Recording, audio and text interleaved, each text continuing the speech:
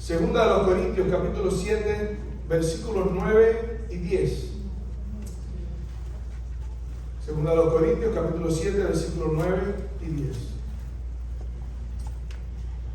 Dice el apóstol Pablo, hablándole a la iglesia de los Corintios: ahora me gozo, no porque hayáis sido contristados, sino porque fuisteis contristados para arrepentimiento, porque habéis sido contristados según Dios, para que ninguna pérdida padecieseis por nuestra parte.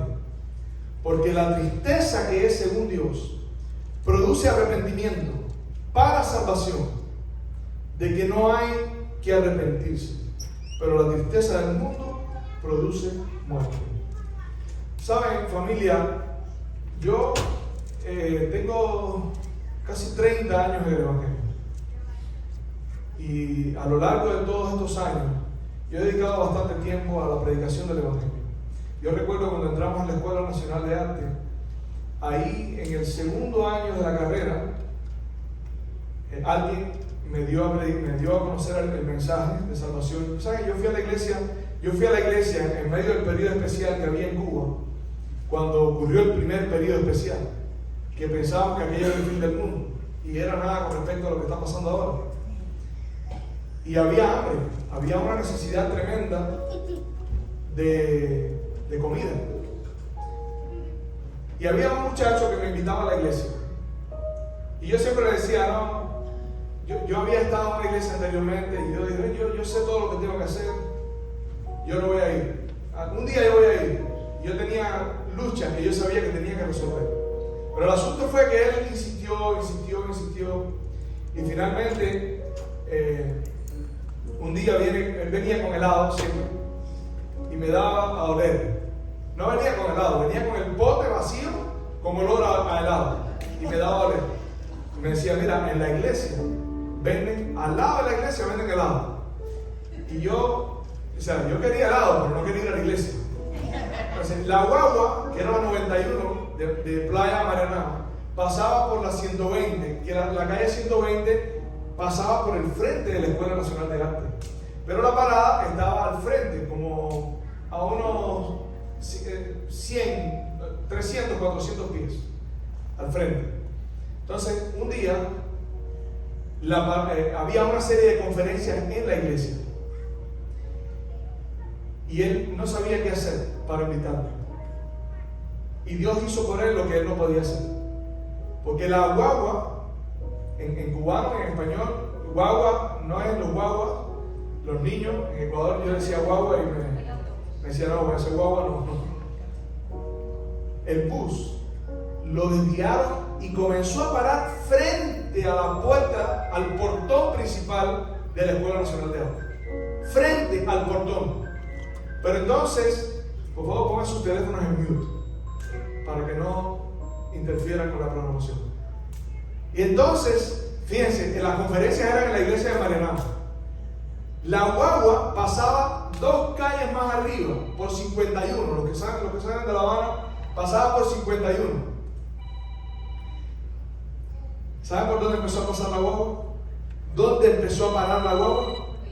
En el portón de la iglesia. O sea, la iglesia tenía un muro que era un portalito, y en ese portalito ahí paraba la guagua, porque estaba en construcción en la 51 y algo estaba pasando frente a la escuela, que también la guagua cambió la parada.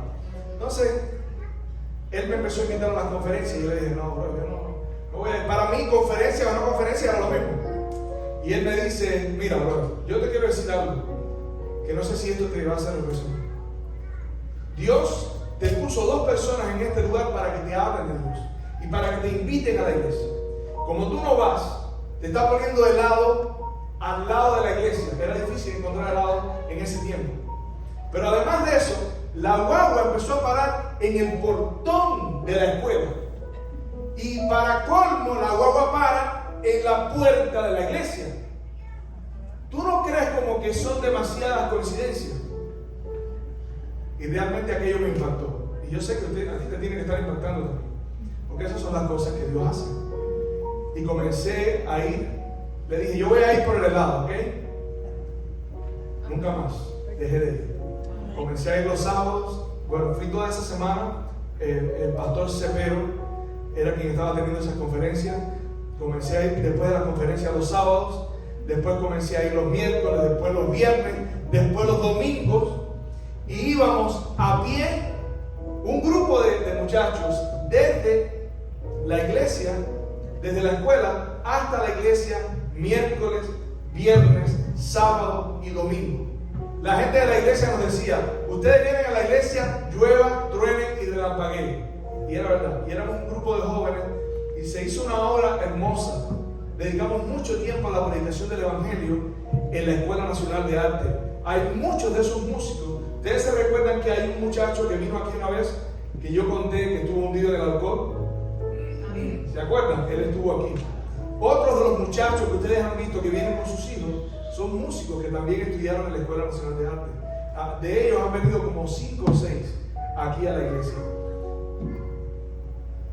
Otro tiempo, cuando estuve en el Ecuador, dediqué mucho tiempo a la predicación también. Yo cantaba para las iglesias. Después, cuando llegué aquí a los Estados Unidos, comenzamos a hacer estudios en mi casa, estudios en otras casas de hermanos de la iglesia, y estaba muy involucrado siempre en la predicación. Pero yo nunca había asumido este rol de la predicación desde el ministerio, desde el punto de vista de un pastor. Y ahora que soy lo que soy,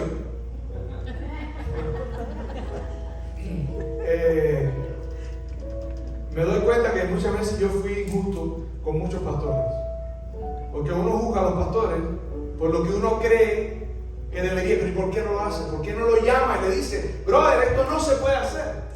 Pero el enfoque de un miembro de la iglesia siempre es diferente al de un pastor. Porque sabe, la Biblia dice que el pastor su vida da por las ovejas. Y cuando Dios te llama al ministerio, Dios te da algo que no tenías antes de hacer ese trabajo. Entonces, cada vez que tú vas a hacer algo,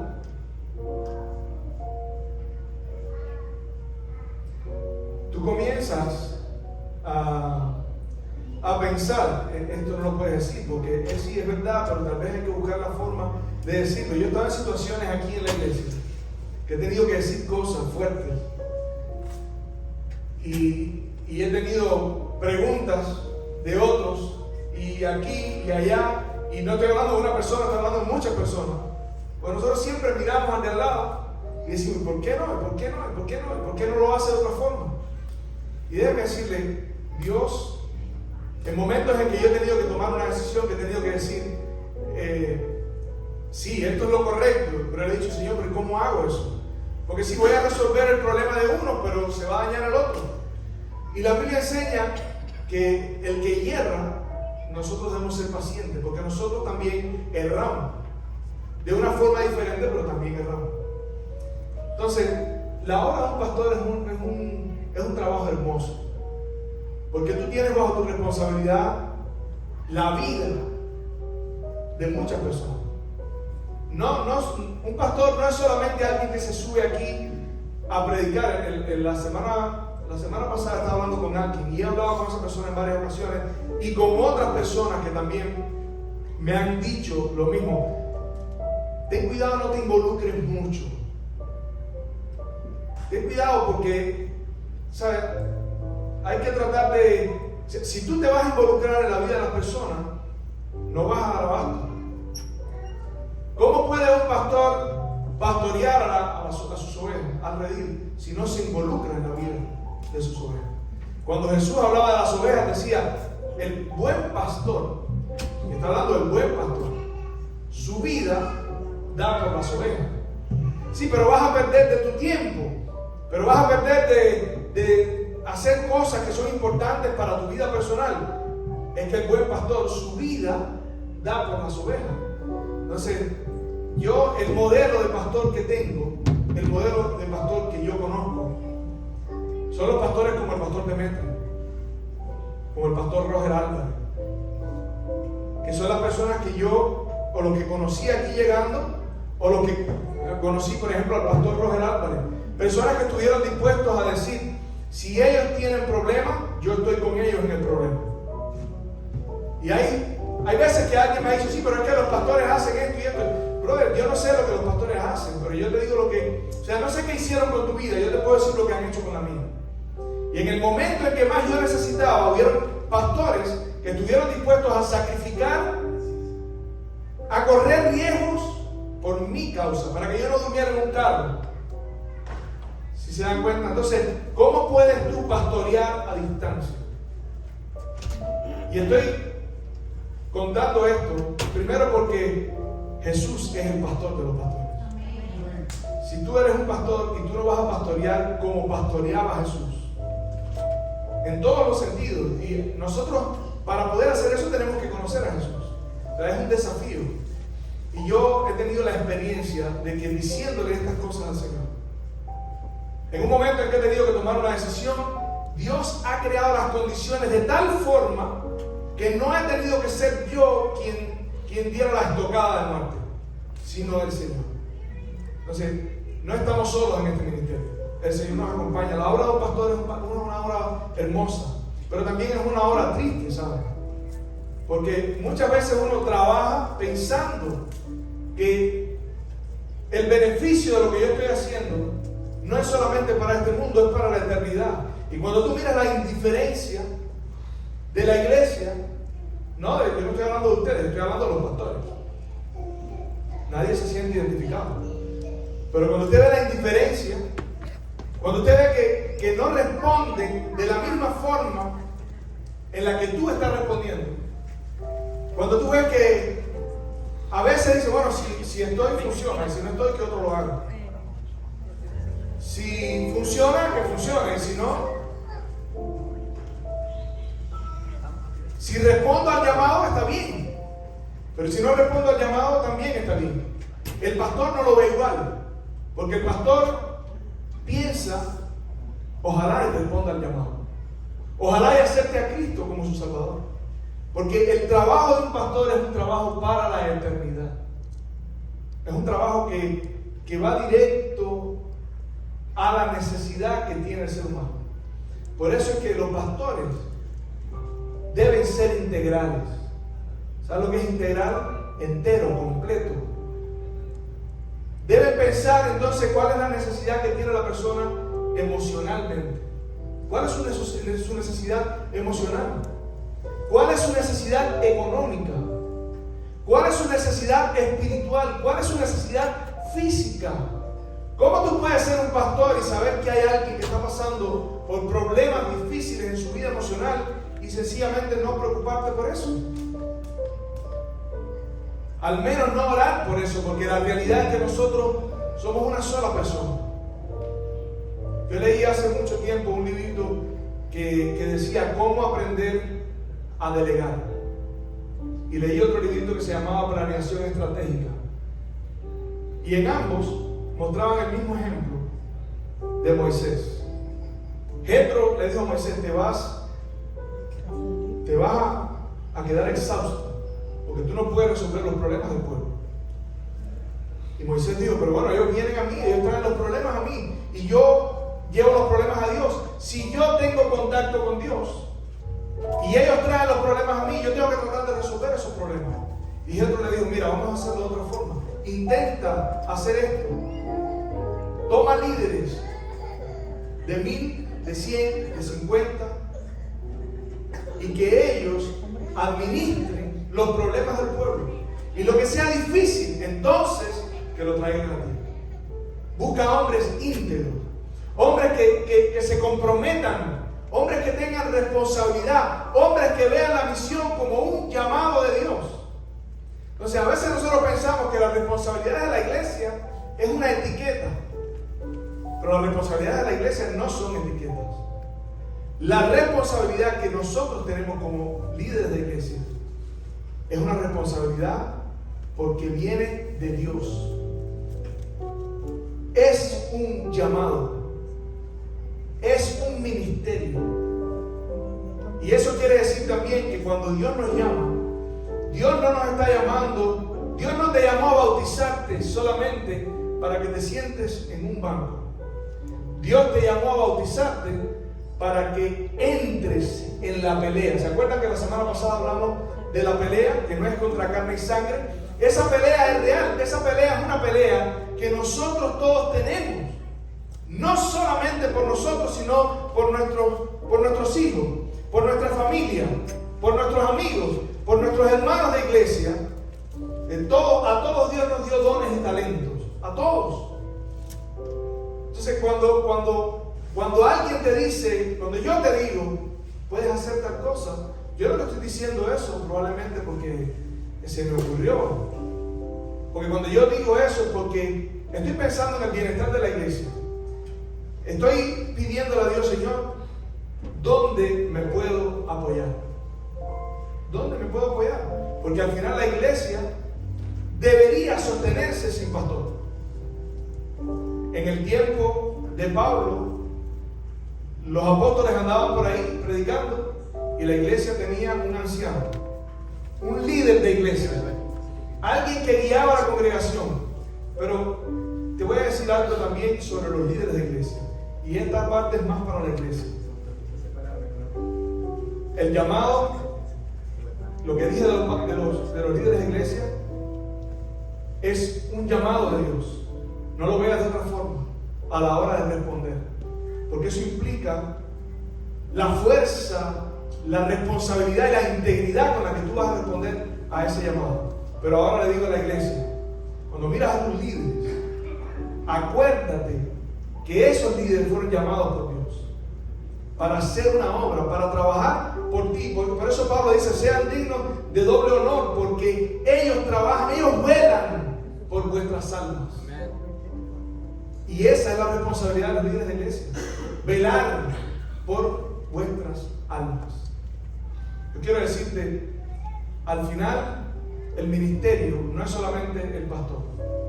El ministerio es el llamado que Dios te hace. Pero eso es algo que tienes que resolver tú en tu corazón. No debes decir que sí. No digas que sí. Si no vas a vivir a la altura de eso. Pero ¿saben? Jesús no manda a la iglesia a que sean fríos o a que sean tibios. Él dice, ojalá fuese frío. Si vas a ser tibio, es mejor que sea frío, porque todavía tienes esperanza. Pero Jesús te llama a ser caliente, a involucrarte, a no perder tu primer amor. Y las personas que entran nuevas a la iglesia entran con un deseo, con un fervor, con una pasión. Pero poco a poco, de alguna forma, a todos nos ha pasado que vamos descubriendo cosas que pueden ocupar un lugar más cerca al principal que las cosas de Dios. Yo te quiero decir, el apóstol Pablo tenía un ministerio hermoso. Y dice Pablo, ¿quién sufre y yo no sufro? ¿Quién se enferma y yo no me enfermo? Y ese debería ser el sentimiento, no del pastor, sino del hermano de iglesia. Es por eso que el apóstol Pablo, aquí en el texto dice, porque aunque fuisteis contristados, aunque os contristé, o sea, Pablo hizo algo que los entristeció. Cuando ustedes leen la primera carta que Pablo le manda a los Corintios, son palabras duras, son palabras fuertes, porque habían cosas entre ellos. Dice, se oye que hay entre vosotros fornicación, cual no la hay ni entre los gentiles. Habían problemas. Sin embargo, Pablo llama a la iglesia en 1 Corintios a los santos. Porque la santidad no es solamente la conducta, la santidad es la obra que Dios hace en el corazón para que nosotros deseemos que Dios haga la obra de transformación en nuestra vida. Porque Dios no va a obrar si tú no aceptas, si tú no pides, si tú no clamas, si tú no te involucras. Pero ahora el apóstol Pablo está diciendo, yo los entristecí. Pero si leemos un poquito más arriba, dice, mucha franqueza tengo con vosotros, versículo 4. Mucho me glorío respecto de vosotros, lleno estoy de consolación, sobreabundo de gozo en todas nuestras tribulaciones. Porque de cierto, cuando vinimos a Macedonia, ningún reposo tuvo nuestro cuerpo, sino que en todo fuimos atribulados, de fuera conflictos, de adentro temores, pero Dios, que consuela a los humildes, nos consoló con la venida de Tito. ¿Saben? Pablo mandó a Tito a Corinto. Y cuando Tito regresó, se dio cuenta de que él, que había estado triste, que había estado afligido, porque en aquel tiempo no había ChatGPT, ni había WhatsApp, ni había nada de eso. Tenían que esperar a que alguien trajera las noticias de cómo está la iglesia. Por eso Pablo dice: ahora estoy consolado en gran manera, estoy feliz, sobreabundo. Yo me imagino a Pablo recibiendo las noticias de Tito. ¿Sabe cuál fue la noticia de Tito? Esa iglesia, pastor, esa iglesia, Pablo, estaba contrita. Cuando me vieron llegar, se echaron todos sobre mí y empezaron a llorar. Y cuando pregunté, yo estoy imaginando, eso no lo dice la Biblia, me dijeron: la carta que nuestro hermano Pablo nos mandó nos hizo entender cuán grave era nuestra situación. ¿Cómo nos vamos a estar tratando así? Eso es lo que Pablo está diciendo. Dice: cuando Tito vino nos dijo que ustedes habían sido entristecidos, pero habían sido entristecidos para arrepentimiento. ¿Saben? Ustedes saben, todos los pueblos tienen iglesias católicas. Donde quiera que haya un pueblo hay una iglesia católica y un parque. ¿No es verdad? ¿Cuántos saben eso? Hay lugares que están en una montaña de arriba, y allá arriba hay una iglesia católica, no va nadie, va el cura nada más. Y un miembro, un ermitaño que vive lejos por allá, el cura y un parquecito. Y en mi pueblo hay una iglesia que todos conocen, es una referencia. Cuando tú dices: ¿a dónde vas? Se quita de la iglesia, al lado, a la derecha de la iglesia, detrás de la iglesia, al frente de la iglesia, a la izquierda de la iglesia. Era una referencia, la iglesia católica. Pero lo interesante es que todas las personas iban del pueblo a la iglesia católica, y ir a la iglesia era como el momento en el que nosotros tenemos ese tiempo de silencio, ese tiempo de comunión con Dios, ese tiempo, pero era una comunión que no implicaba que yo tengo también una responsabilidad con Dios cuando salgo de la iglesia. Y en mi pueblo habían todas las cosas que el apóstol Pablo dice. Los hermanos se acostaban con las hermanas, de todo tipo de cosas. ¿Para qué mencionar? No sea que yo diga algo que es una ofensa en otra cultura, pero se veían cosas terribles. Entonces, ¿será que nosotros tenemos un poco de esa cultura? La cultura de que usted va a la iglesia, tiene la comunión y después sale y puede vivir como quiera. ¿Sabe? En el nombre del Señor te digo, yo sé que ojos vemos, corazones no sabemos. Cuando nosotros estamos aquí en la iglesia, yo estoy haciendo todo lo que creo que el Señor me está dando para hacer, para que tú crezcas. La respuesta a eso depende de ti. Y tú puedes decir: ciertamente depende de mí, y es una libertad que yo tengo porque puedo hacer lo que quiera. Tú puedes hacer lo que quieras, pero no tengas la menor duda de que lo que tú haces va a impactar tu vida eterna. Absolutamente. Todo lo que estamos tratando de hacer, cuando nosotros llegamos aquí, nos saludamos, nos reímos. Yo no quisiera verles por un huequito cuando nosotros no estamos. Por eso Pablo le dice a la iglesia: en espíritu, ya yo los estoy chequeando. En otras palabras, dice Pablo, con mi espíritu. Pero esa no es la función del pastor. Pero no lo necesita. ¿Sabes por qué? Porque el Espíritu de Dios está contigo todos los días. Y te está hablando como habló el apóstol Pablo. A veces es duro, a veces es difícil escuchar las reprensiones del Espíritu Santo, pero produce arrepentimiento, dice la Biblia, que es para vida eterna. Y ese arrepentimiento produce gozo. Entonces no tengas miedo de enfrentarte a ti mismo, porque a veces tenemos miedo de reconocer que esa persona, como dije el otro día, que se mira en el espejo y dice: eres terrible. Esa persona eres tú. Esa persona soy yo. ¿Sabes por qué no debes tener miedo? Porque mira, el plan de la redención, Dios creó un plan espectacular. El apóstol dice: el que comenzó en vosotros la buena obra la va a terminar. Quiere decir, está trabajando diariamente, constantemente en tu vida. Todo el tiempo el Espíritu Santo está trabajando. Pero ese comenzar implica que es un poquito hoy, un poquito más, un poquito más, un poquito más, al punto que tú comienzas a experimentar en tu vida no solamente el gozo de la salvación, sino la responsabilidad de formar parte activa del pueblo de Dios. No como un simple espectador. Y el que quiera venir como un espectador también es bienvenido. Porque estas son decisiones que nadie puede tomar por otro. Que nadie puede juzgar por otro. El salmista David. La Biblia cuenta la historia de Natán. Cómo vino donde estaba David. ¿Cuántos conocen esa historia? A amonestarlo por lo que había hecho con Betsabé. Y es triste porque el profeta le dice: tú hiciste eso en oculto, pero yo voy a obrar en público. Quiero invitarles a buscar Samuel. Busquen 2 de Samuel, capítulo 12.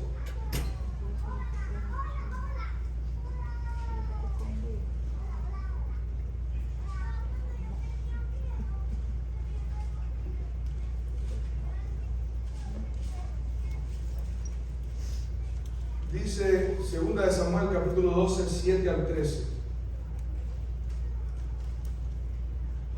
Vino Natán donde estaba David y le contó la historia de alguien que había abusado de otra persona, que le quitó su ovejita. Y el rey David se molestó y dice: ese hombre tiene que pagar 4 veces más. Entonces dijo Natán a David: tú eres aquel hombre. ¿Saben? Cuando nosotros pensamos, siempre que tú pienses en los demás y veas lo que esa persona hace mal, escúchame, cuando tú veas que esa persona está haciendo algo mal y sientas en tu corazón el derecho de juzgar lo que la persona está haciendo, toma este texto y hazte la idea que Natán te lo está diciendo a ti. Cuando tú veas, pero él robó, mató, porque él es tremendo, porque no sirve, porque es una mala persona, piensa como Natán te dice: tú eres ese hombre, porque nosotros somos capaces de hacer cualquier cosa. Y cuando nosotros entendemos eso, tenemos paz, porque ya tú no tienes que arreglarle la vida a los demás. Con la de nosotros no podemos, es difícil. Cuanto más, si tú no has podido controlar tus defectos, ¿cómo vas a poder controlar los defectos de otros? Dice: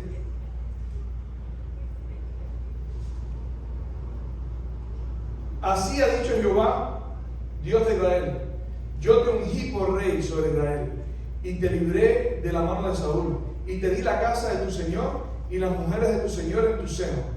Y ahí cuenta todas las bendiciones que Dios le dio, dice el versículo 9: ¿por qué pues tuviste en poco la palabra de Jehová, haciéndolo malo delante de sus ojos? A Urías Heteo heriste a espada y tomaste por mujer a su mujer, y a él lo mataste con la espada de los hijos de Amón. Por lo cual ahora no se apartará jamás de tu casa la espada, por cuanto me menospreciaste. Esas palabras tienen que haber partido en dos el corazón de David. Me menospreciaste. Pero lo curioso es que la Biblia dice que eso es lo que nosotros todos hacemos. Es increíble.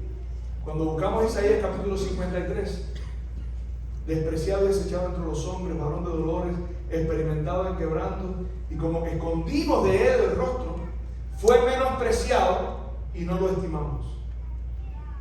Todos entramos ahí. Yo le estaba diciendo hoy, estaba hablando con mi esposa hoy por la mañana, y estábamos hablando de cuán grande es la necesidad que nosotros tenemos de someter nuestra vida a Dios, porque el enemigo anda como león rugiente buscando a quien devorar. Cada vez que usted dice saco el pie, está corriendo el riesgo de que ese sea el momento cuando el enemigo te lo corta.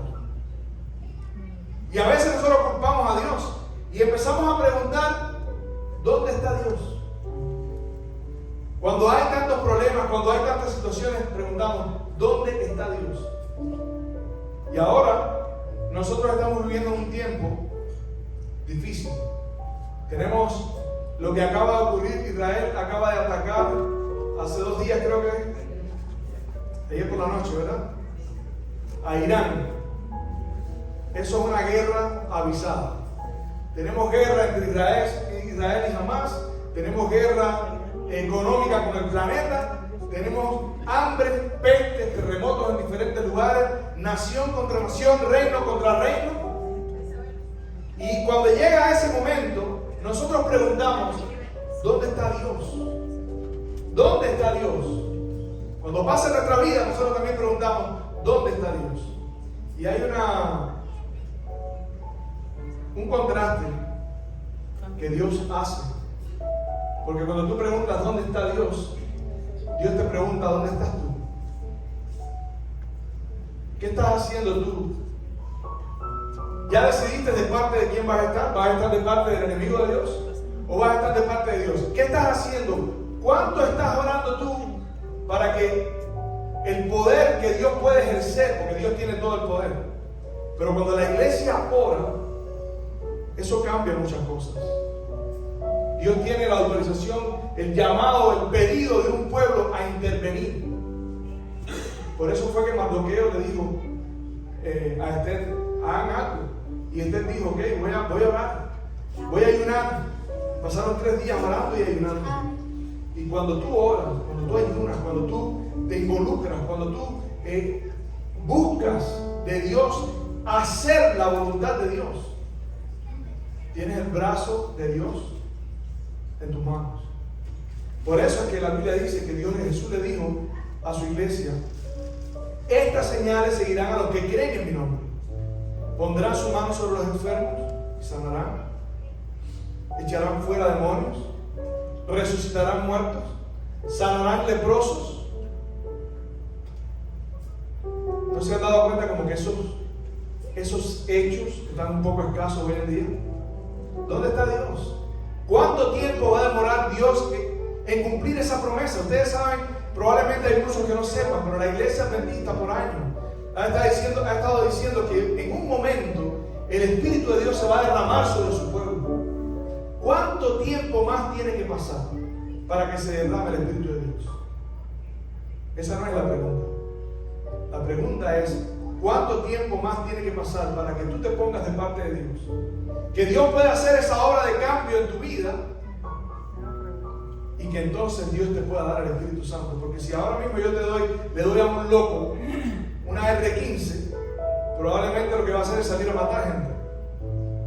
Probablemente si Dios me da a mí un loco, el poder del Espíritu de Dios, en lugar de usarlo para sanar, lo que haga es hacer descender fuego del cielo, como quería hacer Juan y Jacobo. Es importante saber de qué espíritu somos. Es importante saber por qué espíritu hemos tomado la decisión. Y cuando eso sucede, hay un pensamiento que dice, cuando el pueblo de Dios ora. ¿Se acuerdan del rinconcito de oración? Cuando el pueblo de Dios ora, suceden cosas. Hay un canto que yo conozco hace muchos años. ¿Me puedes poner la letra, por favor? Eso lo voy a cantar. Pero no se fijen en mí cantando, escuchen la letra. Probablemente muchos de ustedes lo han escuchado ya. Es un canto que la semana pasada que estábamos hablando de la reunión, fue una cosa tremenda, muy buena la reunión del sábado en la tarde. Nos quedamos ahí como hasta las 7 de la noche y yo decía, después no me digan que yo me demoro, pero fue tan bueno que se quedaron hasta tarde. Y cantamos esta canción. Esta canción dice que a veces nosotros le preguntamos a Dios, Señor, ¿dónde tú estás? Pero es Dios quien pone la máxima. No soy yo el que tiene que aparecer, eres tú. Cada vez más violencia, más maldad en la tierra. Parece que el amor ha muerto y la locura reina sobre la humanidad. Jóvenes acabados, niños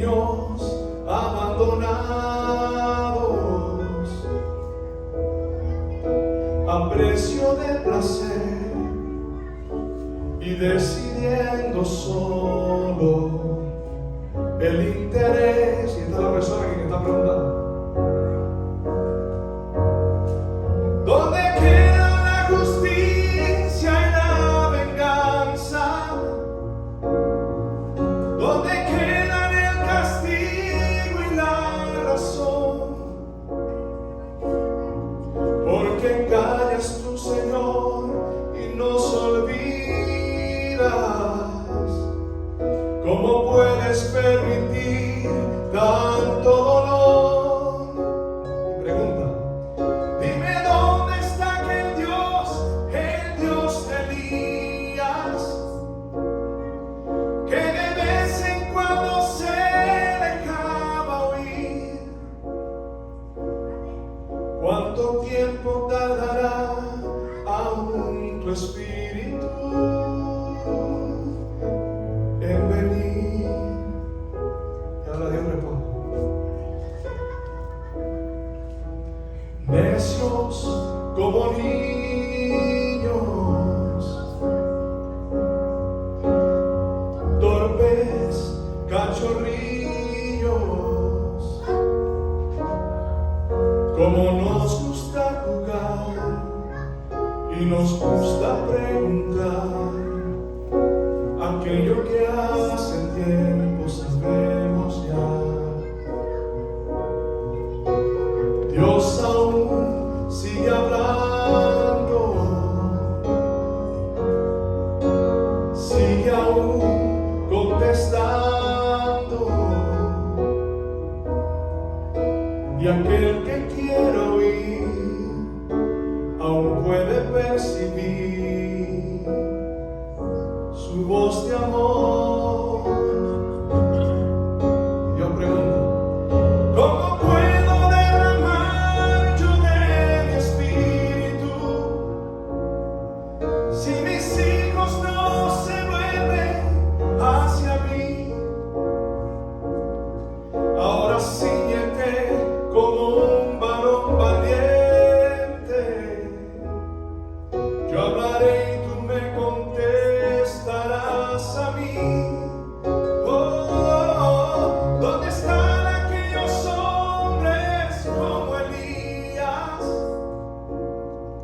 que dejaron todo por seguirme a mí?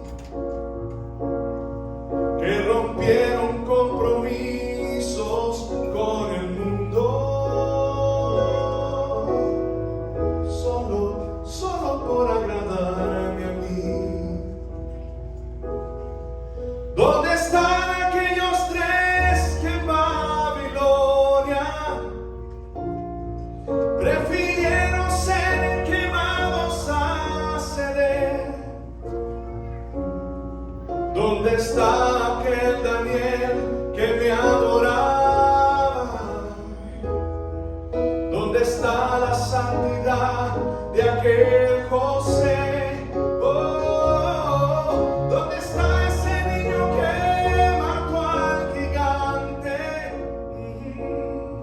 ¿Dónde están los sucesores de Josué? ¿Dónde están esas mujeres entregadas como Esther? Jóvenes acabados, niños abandonados, a precio de placer, y pagan inocentes los errores de otros en el ayer. Si mi pueblo se volviese y me buscase, renovando así su entrega y su fe, si me amasen como aman sus caminos, si olvidasen los rencores del ayer, yo abriría las ventanas de los cielos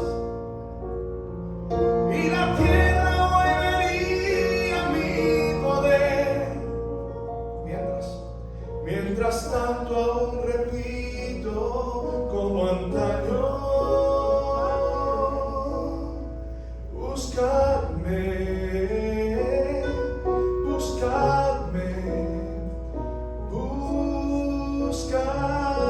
y viviréis. Mientras tanto aún repito como antaño, buscadme y viviréis. Todavía hay gracia, iglesia. Todavía hay esperanza. ¿Saben? Nosotros tenemos que tomar una decisión en nuestra vida. Jesús dice: el que no es conmigo es contra mí, y el que conmigo no recoge es parado. No se puede servir a dos señores. Tenemos que llegar a un punto en nuestra vida a ser cristianos, no aparentar ser cristianos. Y probablemente ustedes piensen: yo estoy hablando para toda la iglesia, o tal vez piensan: está hablando para mí, lo está diciendo por mí. Las dos cosas son ciertas, porque cada uno de nosotros tiene que tomar una decisión más grande en favor de esto. Un día Elías estaba frente al pueblo y le dijo al pueblo: ¿hasta cuándo claudicaréis entre dos pensamientos? ¿Hasta cuándo? Ustedes son el pueblo de Dios. Ustedes tienen el conocimiento de la palabra. Ahora, si esto es mentira,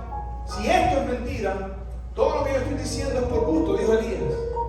Pero señores, si Jehová es Dios, si lo que nosotros hemos estudiado es verdad, si la muerte de Cristo representa lo que nosotros decimos que representa, y si las profecías son lo que decimos que son, y si Cristo va a venir como la Biblia dice que va a venir, es tiempo de tomar una decisión. Y la Biblia dice: hoy es el día aceptable. Hoy es el día de salvación, no es mañana. Hoy es el día aceptable. Si oyeres, porque hay personas que no oyen, hay personas que no escuchan. Por eso a veces la Biblia dice: hay personas que no entienden. Por eso dice: al que lea entiende, al que oiga entiende. Porque el corazón de este pueblo se ha engrosado. ¿Saben? Miren cuántas personas están pasando por problemas y dificultades. ¿Quiere que les diga algo? Probablemente ellos son más bendecidos que nosotros, porque las pruebas a ellos le están haciendo volverse a Dios. Pero nosotros, dice la Biblia, que cuando el pueblo de Dios estaba bien, se olvidaba de Dios, pero cuando le iba mal, entonces se volvían a Dios nuevamente. Acuérdate que tus bendiciones vienen de Dios. Acuérdate que cuando tú estabas, como dice la Biblia, desnuda, estoy hablando de una parábola del profeta Isaías, estaba desnuda, sangrando, la botaron, la parieron, no sé si se dice así, y la botaron en una esquina del camino, estaba en su sangre, dice, ahí, abandonada. Dice: yo te encontré y te limpié, te lavé, vendé tus heridas, curé tus heridas con aceite. Si tú estás aquí hoy, es únicamente, sea quien seas, por el amor y la misericordia de Dios que te cuida y te protege. Y a veces tienes que escoger entre Dios y tu vida. A veces es tan duro que tienes que escoger entre Dios y tu vida. Y no te estoy diciendo que tienes que escoger entre Dios y tu casa, entre Dios y tu esposa, entre Dios y tu trabajo, entre Dios y la comida, entre Dios y la forma de vestir, entre Dios y lo que tomas, entre Dios y lo que comes. No te estoy diciendo eso. Porque si yo digo eso, tal vez tú dices: sí, pero mi vida está en juego. No, yo te estoy diciendo, Jesús dice: cualquiera que no renuncia a todo lo que tiene y aún su propia vida, a veces tienes que renunciar aún a tu vida. Y el trabajo del pastor no llega hasta ahí. Ni para los líderes de iglesia, ni para los miembros de iglesia. Cada uno de nosotros, sentados aquí hoy y yo de pie, tenemos una responsabilidad con Dios. ¿Sabes cuál es la responsabilidad? La de salvar tu propia alma. ¿Y qué tiene que ver eso con la responsabilidad de la iglesia o con el que se sienta al lado mío? Dios pudo haber predicado el evangelio a través de otras personas, a través de los ángeles. ¿No es verdad? ¿Cuántos ángeles se necesitarían para anunciar el evangelio? ¿Y qué tiempo? Pero parte del proceso de restauración tuyo es que participes, que te involucres, para que saques, el Espíritu Santo pueda sacar de tu corazón las cosas de este mundo. Porque el mundo y las cosas de este mundo perecen, pero los que confían en Dios permanecen para siempre. Séquese la hierba, marchítese la flor. La palabra de Dios permanece para siempre. Yo te quiero preguntar,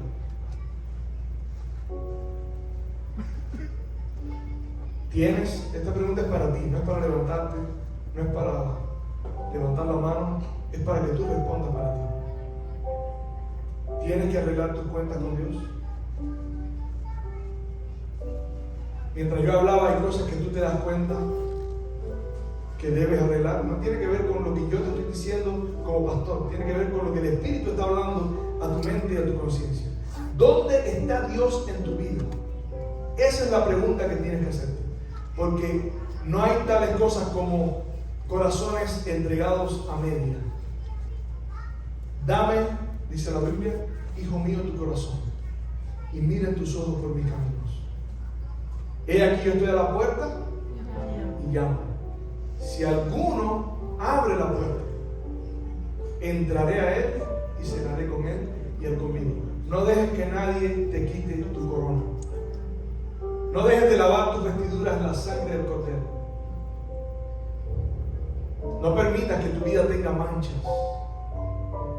Entrégate por completo. Si quieres ser salvo, vive para Dios. Y eso no es algo que yo a partir de ahora puedo ver. Mira, ya Junito está viviendo para Dios.